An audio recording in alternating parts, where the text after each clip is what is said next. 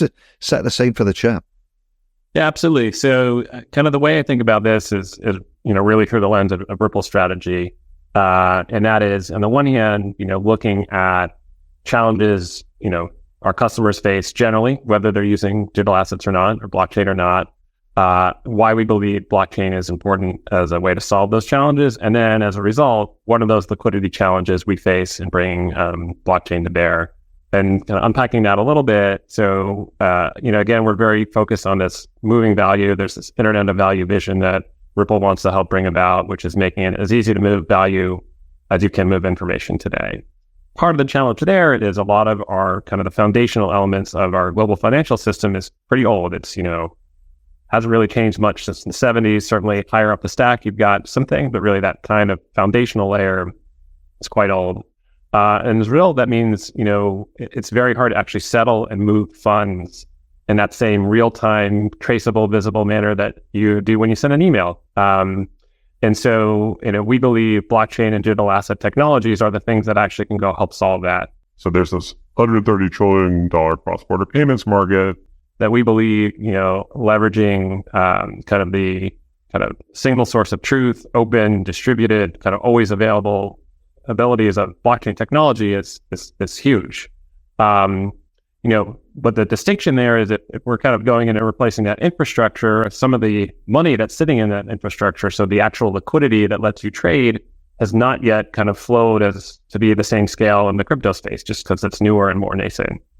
And so, part of the challenge is, as we're trying to deliver that customer experience that's, fantastic for our payments customers, where they really get that highly reliable cross-border payment at low cost and kind of quickly, is kind of behind the scenes, having those integrations with various liquidity platforms, having liquidity partners, having all the additional kind of compliance things that over those, 50 odd years in kind of our legacy financial system have been developed. We need to kind of start to build those pieces and learn from those elements to kind of deliver the same for digital asset adoption. And is there anything that you're able to share around how at Ripple you're actively building an almost blueprint for the crypto industry that will better enhance liquidity management, especially considering some of the recent setbacks like the collapse of platforms such as FTX, because it's a huge talking point right now, isn't it? Yeah, absolutely. Yeah, 2023 was definitely a tough year for the industry. But at the same time, I'd say in many ways, it helps validate the way in which at least Ripple approaches the problem, which I think other enterprises and financial institutions approach the problem. And that is really focusing on a use case, solving it end-to-end in a way that has kind of the highest standards and can be best in class for those customers, and then walking backwards to see what elements of that strategy can you apply to other areas of finance value movement.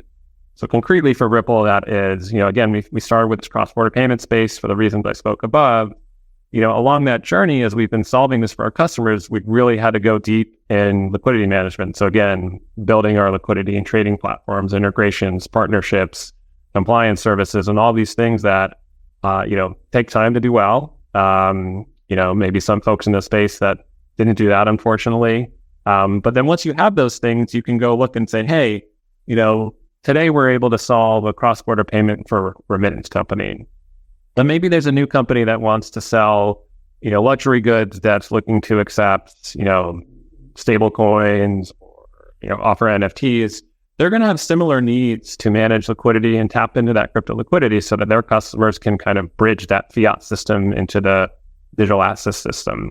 And so what we've done with, so putting out a product that I've had the opportunity to lead is kind of take out that infrastructure we built for payments, but recognize its foundational infrastructure for other parts and other business use cases.